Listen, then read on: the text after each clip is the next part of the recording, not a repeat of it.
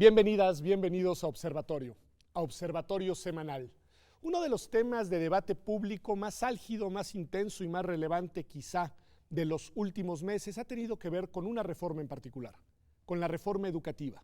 Una reforma que por su sentido, por su origen y por su posicionamiento político vino además a desmontar las piezas fundamentales de otra reforma educativa, la que se impulsó en el gobierno y desde el gobierno del presidente Peña Nieto en el marco del llamado Pacto por México, que ahora parece que ya quedó muy atrás esto del Pacto por México y en realidad en tiempos históricos está a la vuelta de la esquina.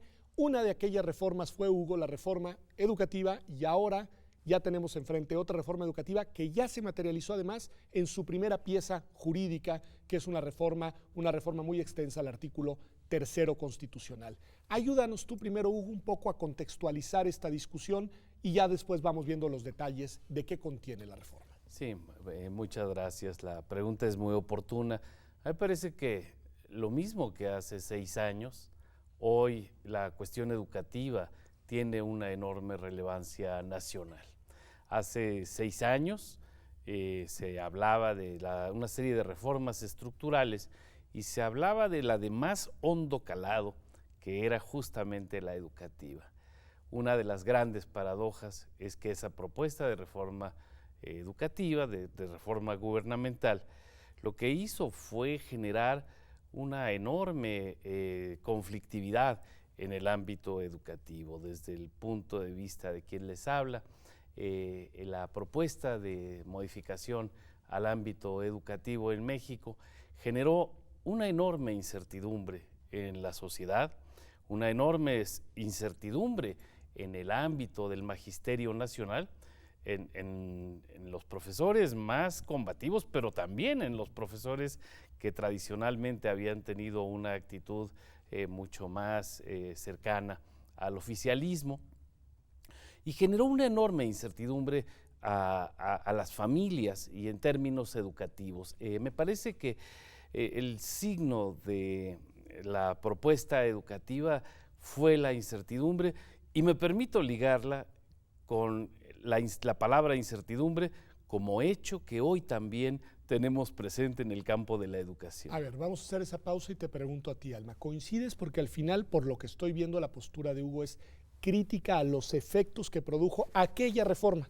Nos hemos referido más bien ahora de manera genérica, se ha referido a la reforma de Peña Nieto y nos dice incertidumbre en la sociedad, incertidumbre en el magisterio, incertidumbre en las familias. ¿Tú estarías de acuerdo? Mira, yo creo que estamos en otro momento, ¿no? Me parece que la reforma del 2013, desafortunadamente no vamos a tener elementos para analizarla y el impacto y saber qué funcionó y qué no funcionó, ¿no? Y en este país ese es un gran problema sobre la política educativa. O sea, de esa reforma ya no hay manera. ¿Qué funcionó del sexenio de Fox? ¿Qué funcionó del sexenio de Calderón? ¿Qué funcionó del sexenio de Peña? Todo va cambiando muy rápido, no nos damos el tiempo de saber qué medidas que se implementaron realmente funcionaron o no.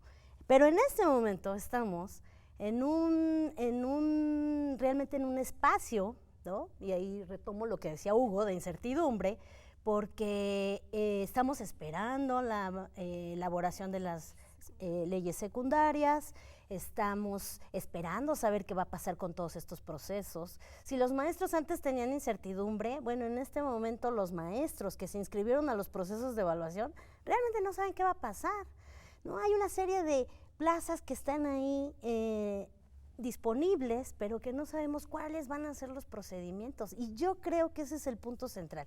¿Qué va a pasar? ¿Cuál fue el contenido de esta nueva reforma? ¿Cómo se llevó a cabo? ¿Quiénes participaron? Y también cuál ha sido el involucramiento del presidente López Obrador, porque les recuerdo que hay una carta que envía a uno de los grupos magisteriales, ¿no? En concreto a la CENTE, donde les ofrece una serie de cosas que van a estar incluidas en las leyes secundarias, que por lo menos a mí me preocupan bastante. Ahora nos las cuentas. Sí. Dinos, por favor, Gabriela, cuáles son las piezas más importantes desde tu punto de vista de esta nueva reforma, ya no necesariamente contrastándola con la anterior, sino en sí misma, cuáles serían los elementos más importantes. Es que necesariamente hay que remitirnos a la anterior. Adelante. Me parece que sí, en cuanto a su origen y la propia esencia de esta reforma es efectivamente dar un golpe a lo que López Obrador llama la malreforma, ¿no?, educativa. En términos generales, esta nueva reforma, que simbólicamente, pues ustedes saben que fue publicada en el Diario Oficial de la Federación el 15 de mayo, simbólicamente, ¿qué es lo que trae? Bueno, trae pues una serie de cambios efectivamente importantes al artículo 3º en cuanto a cuestiones relacionadas con el magisterio, ¿no? Se deroga todo lo que tenía que ver con la evaluación de los docentes, una cuestión de pues crítica en el anterior sexenio, eso es un componente importante. En términos de estrategias, ¿no? Hay una serie de cuestiones importantes que limitan lo que había sido todo lo relacionado con evaluación, aunque es importante también decir, se cambia, por ejemplo, lo relacionado con el INEE, con el Instituto Nacional para la Evaluación de la Educación, pero pareciera que se cambia por otro organismo, ¿no? Ese es un cambio ahí que vemos, aunque parece que hay cierta continuidad en algunos aspectos. ¿Qué otra cosa trae de relevancia y que incluso pues, ha causado cierta inquietud? Meterse con cuestiones muy finas en cuanto a contenidos de aprendizaje, ¿no? O sea, por ejemplo, se incorpora explícitamente lo relacionado con la enseñanza de la geografía, con cuestiones exactamente de filosofía, de educación sexual, incluso, ¿no? Con el problema enorme de un etcétera, ¿no? Que entonces no sabes qué hay, qué no entre hay. otras. ¿Qué más va a haber, no? Entonces, bueno, es en términos muy generales, pero sí que creo que merece la pena un análisis muy minucioso, incluso comparativo de lo que fue la anterior reforma y lo que han sido, por supuesto, las demás. No, o sea, sí hay hilos que vale la pena mirar hacia atrás. Exactamente, y que hay es una continuidad. investigación que hay que hacer. Hay cierta continuidad, aunque sí marcando diferencias. A ver, Gabriela insiste mucho y creo que tiene razón. Te pregunto a ti, Hugo, que uno de los elementos principales de la polémica, de la incertidumbre de la que tú hablabas, Alma también lo mencionó con quienes se inscribieron a aquellas evaluaciones, es el tema de la evaluación. Y te quiero preguntar, a ver, ¿cuál es tu opinión sobre ese tema en la reforma actual, mirándola con perspectiva, y de la transformación del Instituto Nacional de la Evaluación Educativa, que era un organismo constitucional autónomo, ahora a un órgano descentralizado dentro de la Administración Pública Federal? Sí, a mí me parece que en efecto la evaluación ha sido uno de los ejes de la propuesta educativa de la reforma pasada, la que decía Gabriela, de la mal llamada reforma educativa. Ahora podríamos hablar de la mal llamada transformación de la reforma educativa, probablemente para algunos. Y en efecto la evaluación es un punto crítico. Se habla mucho del sentido punitivo de la evaluación. Punitivo se convirtió en una palabra un tanto gastada, una palabra que fue cuestionada. Pero el hecho es que la evaluación sí sancionaba de alguna manera. Hay despedidos, hay centenares de despedidos por temas vinculados a la evaluación. No precisamente porque hayan sido calificados con bajas notas, sino porque no se presentaron y no se sumaron al llamado de la evaluación. La mayoría de los despedidos fueron por un desacato al llamado de la evaluación. Hay que recordar que la evaluación también fue realizada con el apoyo de la seguridad pública, con policías, con algún punto con las Fuerzas Armadas, algo insólito que los maestros tuvieron, se vieron presionados de diferentes maneras para presentarse a la evaluación. El presidente López Obrador ha sido, desde mi perspectiva, sensible políticamente a esta condición y ha apelado a generar una propuesta de evaluación diferente. Se habla de una evaluación formativa, se habla de una evaluación diagnóstica en el propio tercero constitucional, y esto habla de un cambio de rumbo. Y aquí llegamos a uno de los temas críticos. ¿Es la propuesta del nuevo gobierno diferente a la anterior, un poco siguiendo lo que planteaba Gabriela, sí, en efecto, es diferente, pero sí tiene hilos conductores. Hay una serie de elementos que articulan las dos propuestas. Y permítanme concluir con un tema. Hace unos años, hace 6 años, precisamos 5 áreas para referirnos a la reforma educativa: política, legislativa, judicial, mediática y pedagógica. En esta ocasión, a propósito de esta convocatoria a este programa, me permití trabajar con esas mismas líneas y encuentro que hay una consistencia que puede ser analítica en términos de encontrar esos 5 ámbitos. Y en el caso del ámbito político, encuentro un elemento singular. El López Obradorismo hoy convoca a diferentes sectores a hablar de educación. Por supuesto, la coordinadora nacional, hablaba Alma de la carta que manda y que convierte a la coordinadora en un interlocutor, pero por supuesto la nueva oposición partidista es un interlocutor del gobierno de López Obrador. PAN, PRI y PRD son sus interlocutores a la hora de definir. Concluyo, uno de los elementos que permiten, que hacen muy difícil entender lo que está pasando y que abonan a la incertidumbre, es la multiplicidad de actores con los que está dialogando López Obrador. Enorme. Habla con tirios y troyanos. Alma, ¿quieres cerrar el bloque? Porque sí, bueno, quiero decir que aquí hay un problema grave de definición política y de política educativa.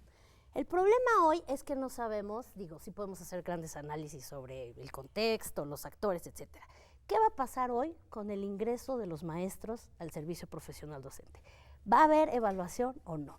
¿Cómo se van a seleccionar a los profesores para ingresar y obtener una plaza académica? Y si me lo preguntan, hoy no sabemos. Y hoy estamos en un momento en donde la mayoría del auditorio, los padres de familia se preguntan, ¿van a estar los mejores maestros al frente de las escuelas de mis hijos? No lo sabemos. Y el otro gran tema es, ¿qué hacemos, por ejemplo, con el ingreso directo de normalistas, ¿no?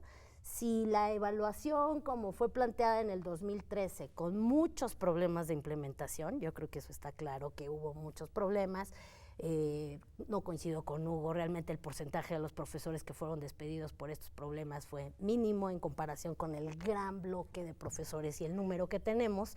Y entonces aquí el asunto es cómo le vamos a hacer y cuáles son los mejores mecanismos para asegurar, si no quieren hablar de calidad, la mejora continua de la educación. No tenemos elementos precisos hoy porque no están las leyes secundarias y porque hay muchos mensajes políticos al respecto. Vámonos a un corte y retomamos este tema de las leyes secundarias, en las cuales creo que hay varios elementos que ustedes ya han colocado. Una preocupación que tú advertías por aquella carta del presidente a la CENTE, que creo que es importante, temas que Gabriela nos ayuda a identificar que requieren un desarrollo legislativo y la complejidad política que Hugo bien advierte de todos los actores que tienen voz y que tendrán una participación de alguna manera en la confección de estas leyes, sin las cuales es imposible imaginar lo que sigue, que es de la Constitución a las leyes, de las leyes a las políticas educativas concretas. Ya volvemos aquí a Observatorio Semanal.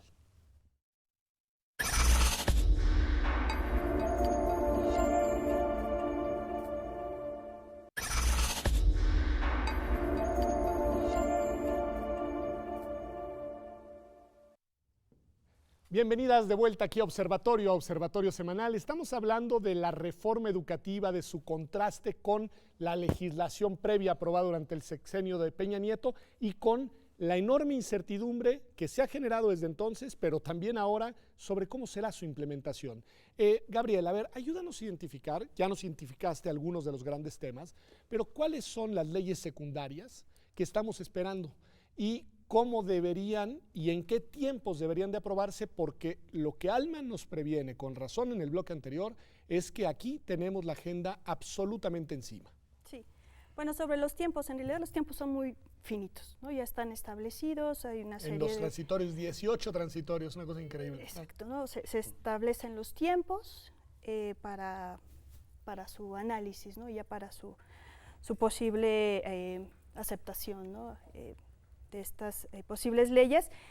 Yo lo que estaría pensando es que en estas leyes pues tendríamos que tener cuestiones relacionadas con cuestiones finas sobre la docencia, recuperando lo que decía Alma, todo lo que tiene que ver con el ingreso, la permanencia, la promoción, debe de quedar muy bien especificado cuáles van a ser las estrategias y de manera particular lo que también se ha anunciado con mucho énfasis, lo que tiene que ver con esta estrategia de formación continua del profesorado, ¿no? que parece que también es una bandera importante del nuevo gobierno, no a la evaluación punitiva, ya se decía, sino a la evaluación formativa, diagnóstica que permita el mejoramiento continuo, en este caso de la práctica docente, del quehacer docente. Entonces, parte de esas leyes tendrían que ver con eso. Otro componente importante tendría que ver ya propiamente con los contenidos, con los planes y programas de estudio, que efectivamente ahorita estamos en el limbo.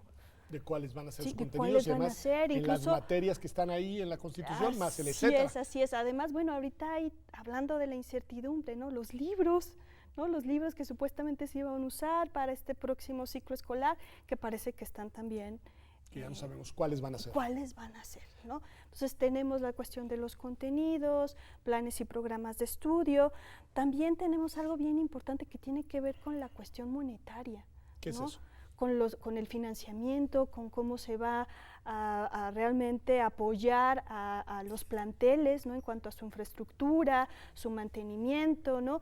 En el propio documento que se publicó el 15 de mayo, pues se aventura ya una serie de cuestiones de financiamiento que va a dar propiamente a las escuelas, ¿no? Directamente, como muchos de los apoyos que se han dado, ¿no? Ahora se asume que se van a dar apoyos directos a las escuelas para que hagan uso y mejoren lo que se considere, ¿no? Alma, ¿querías decir algo? Sí, quería decir, primero son 3 leyes, ¿no? Primero hay que elaborar la ley para el servicio de carrera de los maestros y las maestras, 120 días. Ingreso, formación, Después evaluación. es la ley del nuevo centro que va a sustituir al INE, también son 120 días. Ahorita estamos en el proceso de registro de la gente que quiere participar en el Consejo Técnico y en el que Consejo más tiene Ejecutivo. 2 consejos, ¿no? Dos, Nombrados por bueno, el tiene Senado 3 de la República. y otro 3 ciudadano. y uno ciudadano. Entonces, en ese sentido, ya empezamos, o sea, ya arrancamos. Y estos consejeros, además, seguramente tendrían que ser invitados para participar en la elaboración de las leyes. Tenemos que empatar la Ley General de Educación también, lo más pronto posible, empatarlo con el nuevo texto del artículo 3º. Y para el 2020 tenemos la Ley de Educación Superior y la Ley de Ciencia y Tecnología. Entonces, estamos hablando de 5 leyes, de las cuales la gran pregunta aquí me parece es cómo va a ser la elaboración y si vamos a seguir el mismo proceso del artículo 3º, donde hubo un parlamento abierto, donde participaron diversos actores. Yo misma participé en un colectivo de académicos, Red de Educación de Derechos, que presentamos una iniciativa retomada por los partidos y que fue importante a la hora de la dictaminación. Entonces, ahora quizás la pregunta es, ¿va a suceder el mismo mecanismo? ¿Va a haber esta apertura para los distintos actores, parlamento abierto? ¿O vamos a esperar que a través de, por ejemplo, la carta que envía el presidente a la CENTE, donde les ofrece la elaboración de las leyes secundarias, que ellos participen, entonces ahí va a haber una exclusión de entrada a otros grupos, porque, bueno, para empezar, son incompatibles muchas de las propuestas, y en segundo lugar les ofrece cosas que ni siquiera estaban establecidos en la Constitución, por ejemplo, para la evaluación del escalafón, ¿no? Que es una cosa que ellos utilizan como un mecanismo sindical de evaluación y que quieren volver a retomarlo.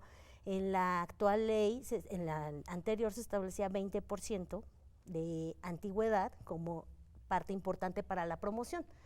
Y Andrés les ofrece el 40% de antigüedad. Entonces, creo que ese tipo de elementos que va planteando, por eso digo que hay 2 juegos, el juego legal, el juego de los partidos políticos, de los actores políticos, y ahora el juego que mete el presidente y que en su relación política, en su relación que es muy clara con un grupo sindical. A ver, ¿no? Quedémonos en ese punto. Déjenme fuera, por favor, la Ley de Educación Superior y la de Ciencia y Tecnología para dedicarnos el último bloque del programa específicamente a ese tema y pensemos en las 3 otras leyes que tienen que ver con el desarrollo, digamos, de la educación general, todavía no de la superior.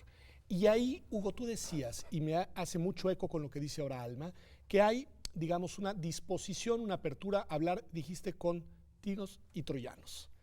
A ver, ¿cómo lograr lo que a Alma bien le preocupa, que es que esas voces no terminen desvirtuando los contenidos de leyes o no terminen respondiendo a los intereses de una parte en particular? Sí, bueno, yo ahí lo que creo es que hay un enorme reto para el gobierno nacional en términos de articular propuestas, pues en algunos casos mutuamente excluyentes.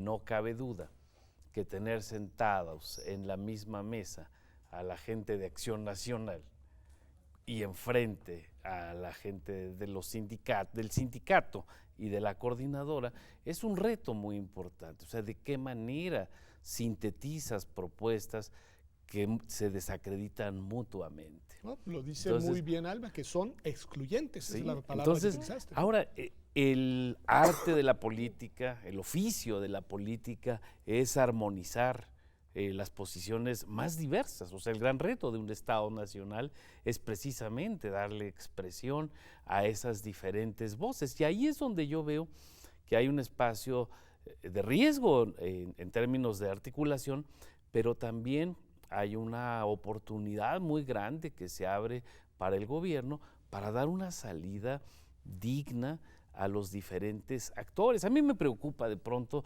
desacreditar o de entrada decir, es que qué profesores van a tener los niños, son una runfla de personajes poco serios. Bueno, eso no lo dijo Alma, nada más lo aclaro. Bueno, No, claro que no lo dije, y es muy fácil decirlo cuando no tienes hijos en la escuela pública que se están enfrentando todos los días y que quieres que tengan una mejor educación. Creo que es muy válido para la gente eso, Hugo. Sí, no, está muy bien. No dije que lo hubiera dicho Alma, por favor. Estamos en la misma mesa y sí escucho lo que ha dicho, está muy bien.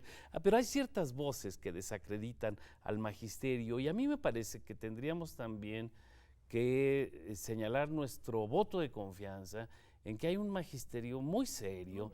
Formado a lo largo de años y con exactamente. De hecho, en este propio estudio, en la Universidad Nacional, convivimos personajes que hemos sido formados por el Magisterio Nacional, por normalistas. Y no todos han comprado las plazas, no todos han entrado bajo una condición. O sea, yo creo que esa es una advertencia muy importante. Sí, me parece que, y por supuesto que en Alma está muy lejos de moverse en ese territorio, yo la conozco, pero yo creo que sí debemos tomar distancia ante esta precaución innecesaria. A ver, ahí va la pregunta y te va a ti, Gabriela, porque tú pediste la palabra, di lo que quieres decir, pero con un elemento adicional, porque he escuchado la importancia de los actores políticos, partidistas, Hugo lo ha subrayado mucho, de la CENTE como un actor relevante y no es el único, digamos, que representa al magisterio. Coincido totalmente en que hay en este país maestras y maestros con una formación que merecen todo nuestro reconocimiento, pero la voz de los padres de familia, que es algo que Alma ha traído a la mesa, ¿cuánto debe de pesar esa, si es que existe, legítima preocupación de ellas y de ellos sobre la educación de sus hijos en lo inmediato? Claro.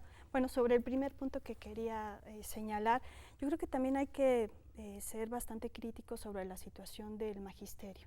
O sea, sabemos que es un sector que ha sido golpeado, ¿no?, consistentemente, y que ha impactado también su propia formación y la condición de nuestras escuelas normales, ¿no? Hace unos días, por ejemplo, estuve en la Benemérita Escuela Nacional de Maestros y en realidad las condiciones son muy tristes, ¿no? Desde el mantenimiento, la infraestructura, los propios estudiantes que se incorporan con la idea de ser maestros, un número importante de chicos que no están convencidos. O sea, hay un problema así de fondo en cuanto al ser y el sentir del magisterio, ¿no? Y ahí también hay que abonar, hay que aportar, ¿no? Okay. Entonces sí hay que, no hay, y me parece que generar esta idea tal vez fantasiosa de que el magisterio y todo está muy bien. No, hay que invertirle, hay que apoyarlo y hay que contribuir plenamente a su formación, desde la formación inicial hacia y de ahí la formación la importancia de las continua, reglas de ingreso, formación continua. Perfecto. Ahora, sobre los padres de familia. Creo que son un sector que muchas veces se ha visto invisibilizado, okay, ¿sí? Y ahora, con todos estos cambios, han estado pues haciendo presencia, ¿no? en los diferentes medios donde se pueden expresar.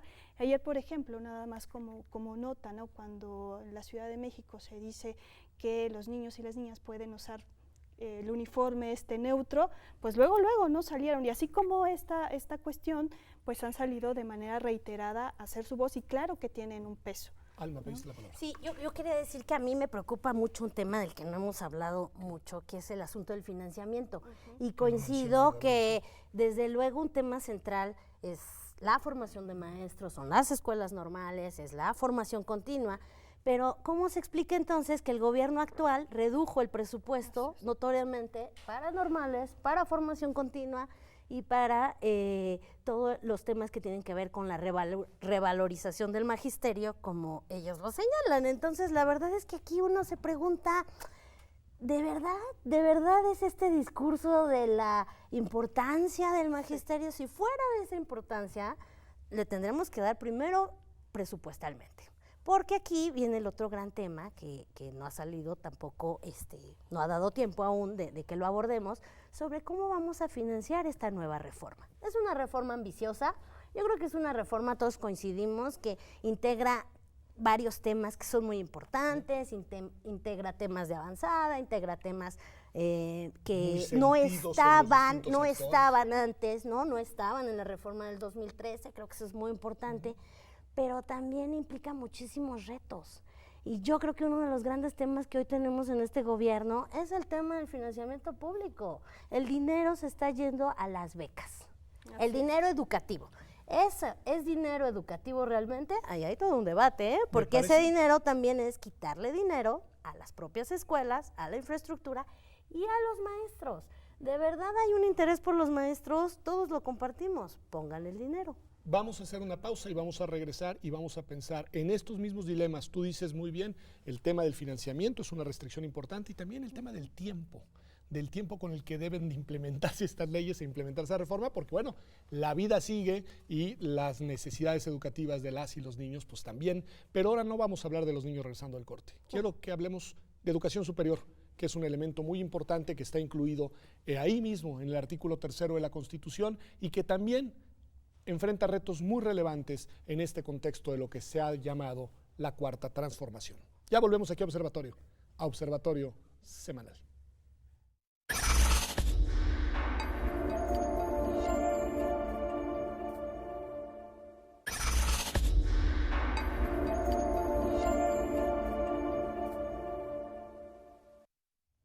Ya estamos de vuelta aquí en Observatorio Semanal. Estamos hablando de la reforma educativa de la Cuarta Transformación, y decíamos ya desde hace un bloque que es muy relevante un elemento que también introduce la reforma, no que los otros no lo sean, pero este es un elemento adicional que tiene muchas implicaciones y que tiene que ver, Alma, y empiezo contigo, con el tema de la educación superior. Tema particularmente sentido para quienes además nos dedicamos precisamente profesionalmente a desempeñar nuestra vida en el ámbito de la educación superior. Bueno, el artículo 3º actual, como la mayoría de todos saben, incluye un aspecto que se conoce como la obligatoriedad de la educación superior. Habría que aclarar de qué tipo, porque tiene un candado, es la fracción 10ª, donde se explica a qué se refiere exactamente, y no se obliga a los padres a llevar a sus hijos mayores de edad a la educación superior y a inscribirlos.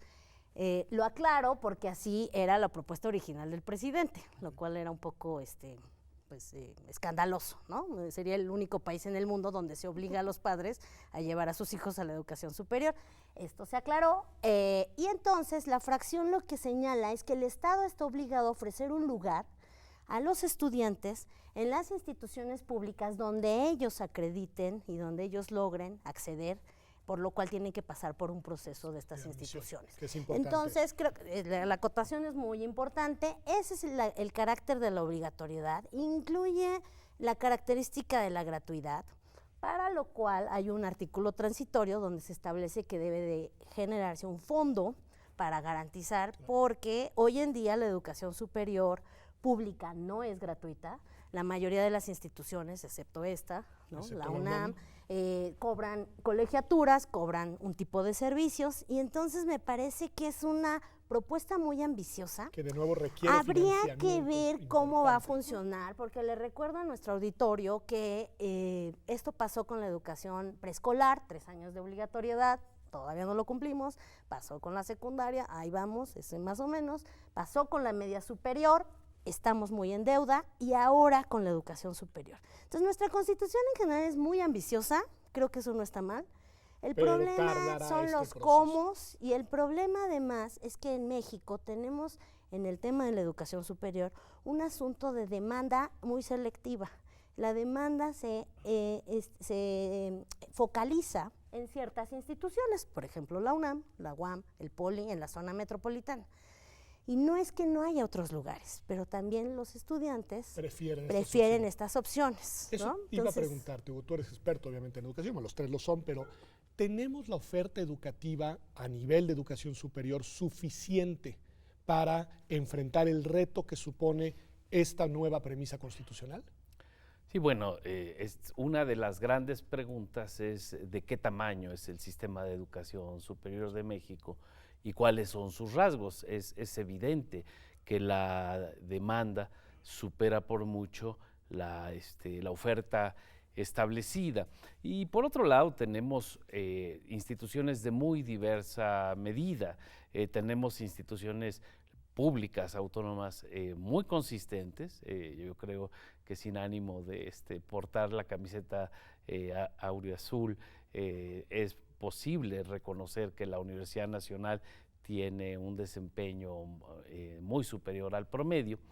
Es posible reconocer que hay 4 o 5 instituciones privadas muy consistentes, pero también es necesario reconocer que existe un número muy importante de instituciones públicas y privadas que dejan mucho que desear. Y esto nos hace un escenario tremendamente... un poco lo que nos dice Alma, Sí, ¿no? por Esta supuesto. Nos hace un genuina selección por claro, parte de los que aspiran. Es un territorio muy disparejo. Y hay una cosa que sostengo, el gran reto de la educación superior pública y de la educación pública en general es poner el piso parejo para los mexicanos. O sea, ese me parece que es el punto más importante, el reto más importante que tiene la educación en nuestro país. A ver, Gabriela, muy interesante esto porque lo que Alma hizo, y lo aclaró, fue mencionar instituciones en la zona metropolitana. Y nos dice Hugo que es muy importante el piso parejo, y dice con razón, para las y los mexicanos, que supone el territorio nacional. ¿Qué decir de eso? ¿Qué decir de la variable y la dimensión federal cuando pensamos en el gran reto de ofertar educación superior de calidad a las y los mexicanos? Sí, bueno, primero quisiera hacer ahí una acotación. Se habla de garantizar el acceso, ¿no? La obligatoriedad de la educación superior, pero el acceso no significa necesariamente que a lo largo del proceso formativo la permanencia y el egreso estén garantizadas los conocimientos, las habilidades que se esperan y que sea un continuo hasta llegar a un mercado laboral que dé respuesta a esta formación. Entonces yo creo que ese es un tema que habría que discutir, ¿no? No solamente garantizar. No mirar el ingreso, sino mirar todo el recorrido y el egreso. Importantísimo. Y la que es en incorporación donde al tenemos campo, grandes problemas. al campo laboral con dignidad, Okay. ¿no? Porque bueno, Sí, pueden egresar, pero quién sabe de qué la hacen, ¿no? Y por otro lado, viendo la dimensión y la desigualdad que finalmente tiene nuestro país, un tema que me parece importante es analizar la condición de muchas de nuestras universidades en los estados que se han declarado con problemas financieros muy serios, gravísimos. Y en muchos estados además. Y es un tema que al menos lo que yo he revisado es un tema que permanece en silencio por parte del gobierno. O sea, no ha habido ninguna insinuación, nada relacionado con ello. Y por otra parte, pues se habla, por ejemplo, de estas 100 grandes universidades que se crearían. Que exactamente, y que serían justo sensibles a estas necesidades contextuales, ¿no? De cada estado y que responderían a esas necesidades, ¿no? lo cual, bueno, también merece un análisis y una discusión si esas carreras que se ofrecen, si esa Son las que oferta se educativa en realidad van a contribuir. Alma, querías decir algo y voy Que- con Hugo. Quería decir justamente sobre este proyecto de las 100 universidades. universidades, yo no diría grandes universidades, Sí. yo no les llamaría universidades, Tampoco. para empezar. Me parece que estamos frente otra vez a estos mensajes contradictorios, ¿no? Por un lado, el presupuesto, el primer presupuesto que envía este gobierno, nos viene un recorte de 30% a la mayoría de instituciones de educación superior, a centros de investigación, ¿no? Entonces es un mensaje Que ha fuerte. impactado durísimo en centros como el que tú estás, bueno, por ejemplo. en el Sinvestab estamos realmente en un problema en este No, momento y por eso, ¿no? Y en otros centros CONACYT. Porque además se dijo que se iba a revertir este 30% que se elimina, pero no es verdad. Entonces estamos frente a un momento de crisis. Por un lado ese es el mensaje. Por otro lado se lanza un proyecto De que creación. no tiene fundamentos en términos de política pública, de justificación, transparencia presupuestal, porque se lanza desde un organismo internacional, un proyecto del gobierno mexicano. Ahí hay una anomalía que parece ser que ya va a ser corregida, que es el CREFAL, sin transparencia y sin claridad de objetivos de por qué va a haber una licenciatura en béisbol en la comunidad de Chiapas, tal, ¿no? No porque sea incorrecto, sino porque La necesitamos justificación. justificaciones educativas y sociales sobre este tipo de iniciativas. Y entonces creo que nos remite un poco a eso, ¿no? A esta incertidumbre y a estos mensajes contradictorios. A ver, Gabriela y Alma, después de escucharlas, creo que ponen un punto sobre la mesa muy importante, que es, o yo lo frasearé de esta manera, ¿por qué no aprovechar la infraestructura educativa con la que ya contamos, rescatar a estas universidades que se encuentran en una crisis financiera, fortalecer a unos centros de investigación que la verdad han dado muy buenos resultados y se han granjeado un prestigio nacional e internacional muy importante, y en vez de eso, digamos, descobijarlas financieramente y abrir un proyecto? Hugo, ¿cuál sería tu opinión como este de las 100 llamadas universidades? Sí, bueno, yo regresaría a esta idea inicial de la incertidumbre en diferentes ámbitos y le agregaría además esta cuestión de la tensión que existe en las grandes definiciones económicas del país. No creo que haya una línea única en términos del ejercicio, de la distribución de recursos financieros, y más aún se alcanza a percibir una serie de tensiones, he dicho, entre las diferentes fuerzas del gobierno federal. Hacienda, básicamente, hay una condición de protección de las finanzas públicas que aparentemente está chocando con la política social del gobierno. Imagínense ustedes que en los 70s la voluntad de expansión educativa hubiera chocado con que el gobierno federal no tiene los recursos suficientes.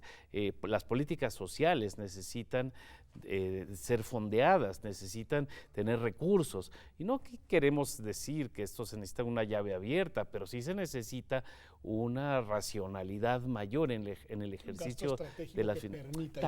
Tal cual. El caso de los centros como el Sinvestab nos muestra claramente una, diría yo, falta de pericia en el diseño de la política financiera.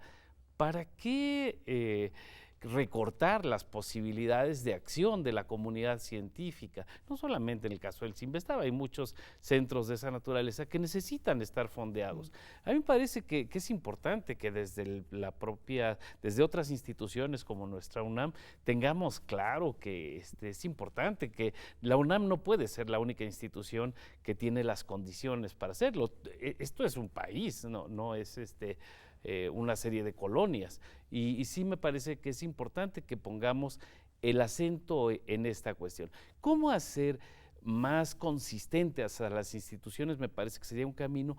Y luego el tema de crear nuevas instituciones, que es en lo que nos habíamos metido.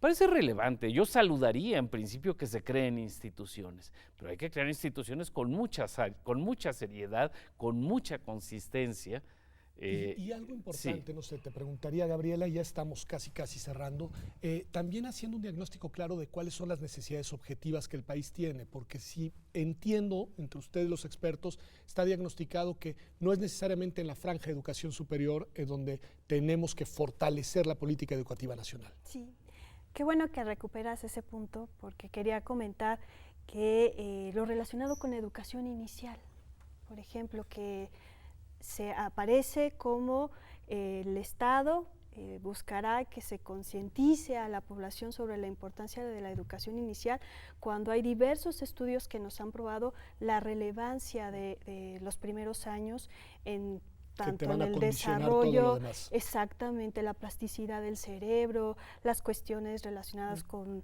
lo interpersonal, con los hábitos, con habilidades para el aprendizaje, y es un área que se ha dejado descubierta, ¿no? Alma, cierra el programa. Pues yo querría decir que pues vamos a estar a la expectativa de lo que va a pasar con las leyes secundarias, ¿no? Decirle a la gente, creo que es un tema que nos debe seguir preocupando, pedirle al presidente que deje también a la Cámara de Diputados o de Senadores, la que sea que decidan que va a ser la Cámara de Origen, pues que haga su trabajo, ¿no? Y esperar el mejor resultado en estas leyes secundarias. Pues muchas gracias a los tres. El tiempo voló, Hugo. Y lo lamento mucho, pero a ver, cierra si tienes una cosa a decir de 2 segundos. Una cosa. A mí me parece que el diseño de las leyes secundarias debe partir de la confianza a los diferentes actores y que debemos quitar esta idea de un magisterio bajo sospecha. Tenemos un magisterio en el cual podemos y debemos confiar. Ahí está el cierre, un cierre que creo que es importante por un mensaje al magisterio de reconocimiento y al mismo tiempo de desafío político a todos los actores. Y yo sí creo que este es uno de los grandes temas, digamos, para nuestro país en el presente y que condicionará, y no lo digo yo, lo dicen los expertos y las expertas, el futuro de nuestro país. Así que ojalá en esto, como en otras cosas, las decisiones que se tomen sean las correctas. Y gracias a usted por habernos acompañado en este programa de Observatorio Semanal. Nos vemos aquí, como todos los domingos, la próxima semana en TV UNAM.